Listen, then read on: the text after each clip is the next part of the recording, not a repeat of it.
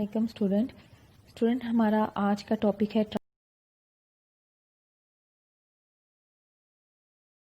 Transmission control protocol. जब हम transport layer की बात करते हैं तो वहाँ पर दो प्रोटोकॉल बहुत ज़्यादा इम्पोर्टेंट होते हैं। One is TCP and other is UDP. TCP stand for transmission control protocol.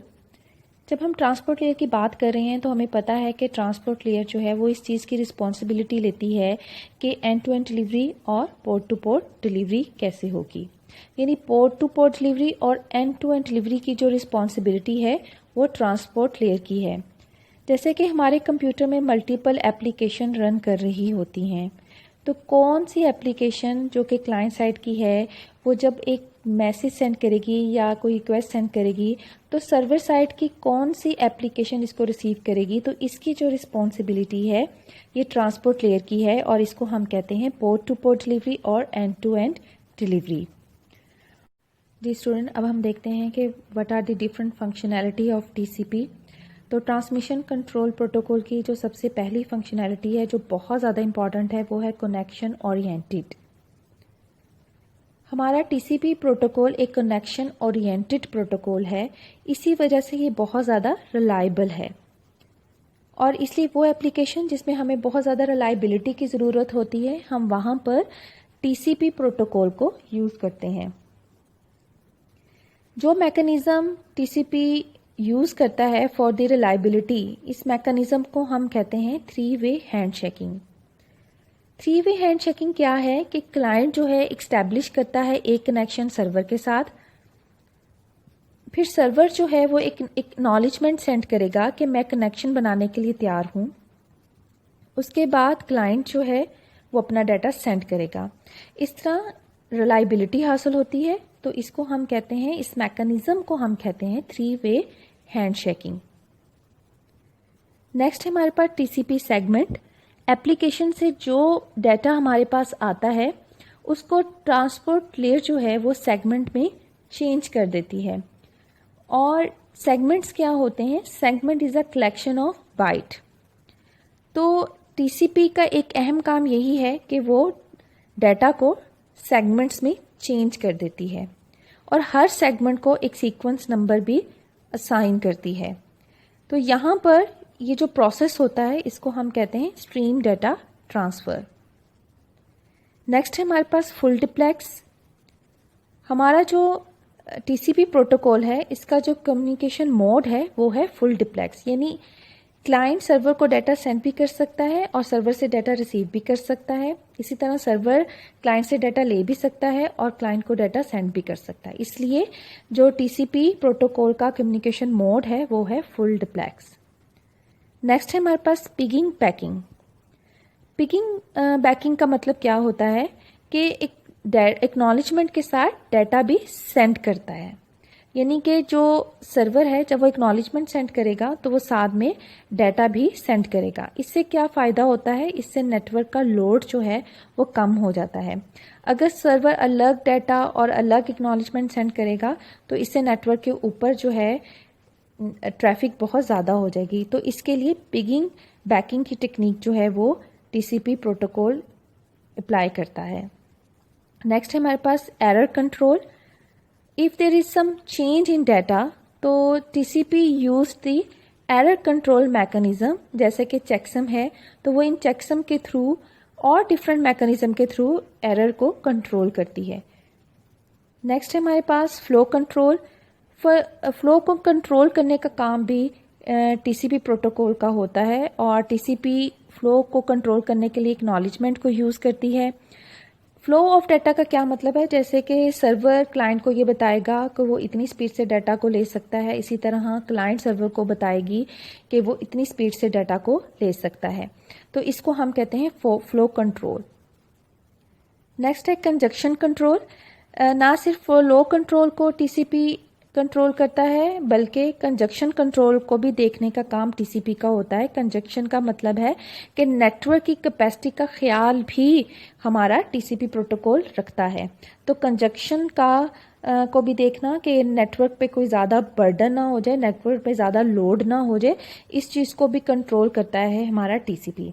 तो हमने देखा हमारे टीसीपी की फंक्शनैलिटी में है कनेक्शन ओरिएंटेड, जिसमें हमने देखा ये 3 वे हैंड शेकिंग का मैकेनिज्म अप्लाई करता है। फिर हमने देखा टीसीपी सेगमेंट्स हैं जिसमें स्ट्रीम डाटा ट्रांसफ़र होती है। फिर हमने देखा कि हर सेगमेंट में सीक्वेंस नंबर असाइन किए जाते हैं। जो कम्युनिकेशन मोड है टीसीपी का वो फुल डिप्लेक्स है।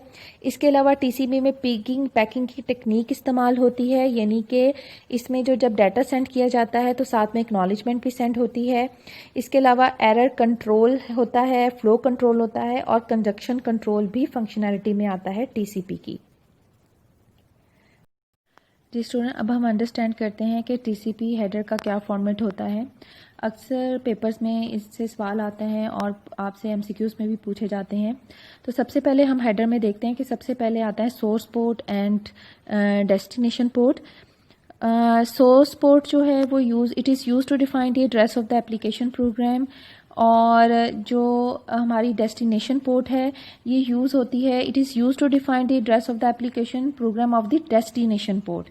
तो जो सोर्स पोर्ट है उसका साइज़ भी 8 बाइट यानी कि 16 बिट होता है। जो हमारी डेस्टिनेशन पोर्ट है उसका साइज़ भी 8 बाइट यानी कि 16 बिट होता है।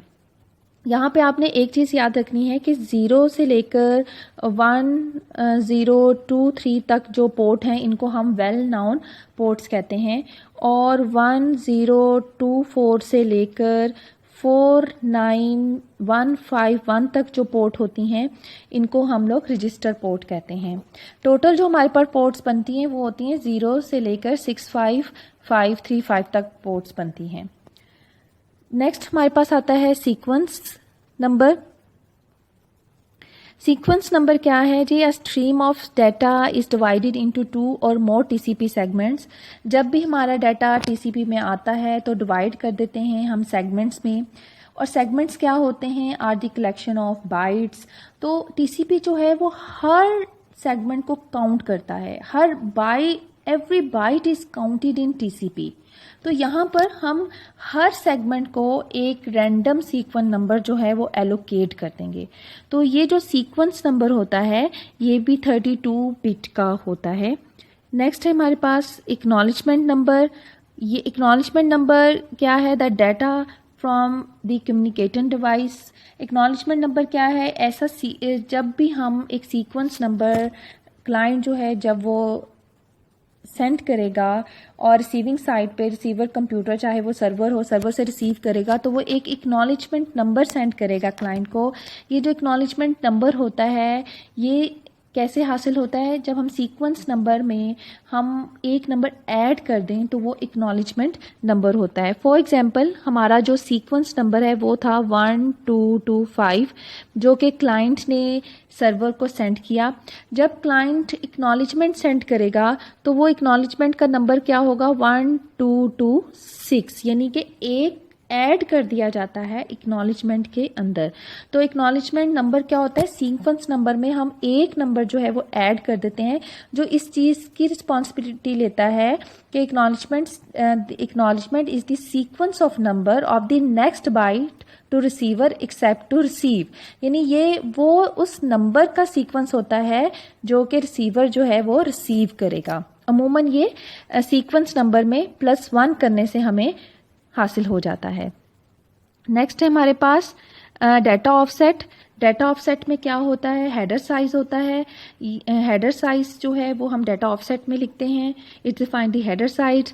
फिर है हमारे पास रिजर्व्ड पोर्शन है। रिजर्व्ड क्या होते हैं? ये इसके अंदर वो बाइट्स होती हैं जो कि हम फ्यूचर के लिए हमने रिजर्व्ड की होती हैं कि फ्यूचर में हो सकता है हमें कुछ चेंज करना पड़े तो हम लोग वो इसके अंदर रिजर्व्ड पोर्शन रख लेते हैं। 6 बिट का ये पोर्शन होता है। नेक्स्ट है हमारे पास कंट्रोल बिट्स। ये डिफरेंट बिट्स होती हैं, इनके क्या क्या फंक्शनैलिटी होती है ये भी हम नेक्स्ट देखेंगे। फिर है हमारे पास विंडो साइज। विंडो साइज क्या होता है कि एक्चुअली विंडो साइज में हम टोटल कैपेसिटी जो रिसीवर बताएगा कि उसकी टोटल कैपेसिटी क्या है रिसीव करने की, ठीक है, इसको हम स्पेसिफाई करेंगे विंडो साइज में। जो फ्लो कंट्रोल है जिसमें हमने देखा था कि कंट्रोल करता है हमारा टीसीपी फ्लो कंट्रोल को कि कितना डाटा रिसीव हो सकता है, वो with the help of window size ही अचीव होता है। नेक्स्ट है हमारे पास checksum. The checksum is a 16-bit field used in error detection. Error detection के लिए हम लोग इस फील्ड को यूज़ करते हैं, चेकसम को। नेक्स्ट है हमारे पास अर्जेंट पॉइंटर। कभी कभार ऐसा होता है कि हमें कुछ डाटा अर्जेंट सेंड करना होता है, तो अर्जेंट पॉइंटर के अंदर उस डाटा का एड्रेस होता है जो कि अर्जेंट जो है हमने सेंड करना है, जो कि अर्जेंट सेंड होगा, उसका एड्रेस जो है वो इस पॉइंटर के अंदर होगा। नेक्स्ट है हमारे पास ऑप्शनल बिट्स। इसके अंदर ऑप्शनल है, एडिशनल है, कि अगर हमने कोई एडिशनल डाटा ऐड करना है तो हम ये ऑप्शनल के अंदर या ऑप्शनल पैडिंग के अंदर जो है हम वो एडिशनल डाटा जो है वो ऐड कर देते हैं। जी स्टूडेंट, अब हम देखते हैं हमारे पास डिफरेंट फ्लैग्स। जो हमने देखा था कि हमारे पास कंट्रोल बिट्स थी, ये कंट्रोल बिट्स कंट्रोल करती हैं डिफरेंट फ्लैग्स को। तो हमारे पास कौन कौन से फ्लैग हैं? हमारे पास URG फ्लैग था। URG फ्लैग का क्या मतलब होता है? Urgent flag. इसको जब हम बिट को 1 कर देंगे तो इसका क्या मतलब होगा कि कोई अर्जेंट डाटा मौजूद है हमारे डाटा के अंदर। नेक्स्ट है हमारे पास ACK एक्नॉलेजमेंट फ्लैग। अगर ये 1 होगा तो इसका मतलब क्या है कि एक्नॉलेजमेंट जो है वैलिडेट होगी, रिसीवर जो है वो एक्नॉलेजमेंट को देखेगा।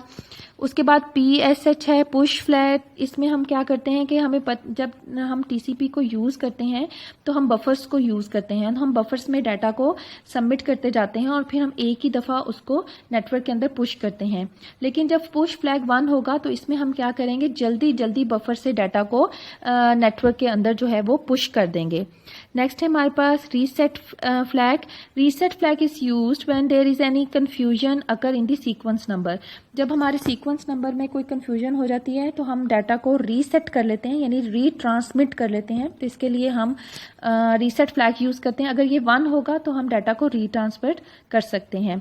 फिर है sync flag. Sync field is use to synchronise the sequence number. Sequence number को सिंक्रोनाइज करने के लिए हम सिंक फ्लैग यूज़ करते हैं। जब भी हम एक्नॉलेजमेंट, जब भी हमारा कनेक्शन एक्स्टैब्लिश होगा तो हम सबसे पहले सिंक फ्लैग जो है उसको 1 करेंगे। नेक्स्ट हमारे पास फिन यानी कि finish flag. FIN field is use to inform the receiving TCP module that the sender has finish the sending data. जब सेंडर जो है डाटा को फिनिश कर लेगा तो फिन फ्लैग को 1 कर देगा। तो इस तरह ये डिफरेंट कंट्रोल बिट्स जो हैं वो यूज़ होती हैं TCP के अंदर। TCP के अंदर अब जैसे जी स्टूडेंट, अब आपने देखा कि TCP में हमने सबसे पहले देखा व्हाट इज़ TCP, उसके बाद हमने उसकी फंक्शनैलिटीज़ देखी, देन हमने स्टडी किया कि फॉर्मेट क्या होता है हेडर का TCP का। इसके बाद इंशाल्लाह हम इसके MCQ सॉल्व करेंगे। तो मैं MCQs का लिंक भी डिस्क्रिप्शन बॉक्स में डाल दूंगी, तो आप लाजमी MCQs को स्टडी करें क्योंकि इसके MCQs बहुत ज़्यादा इंपॉर्टेंट होते हैं। Thank you so much.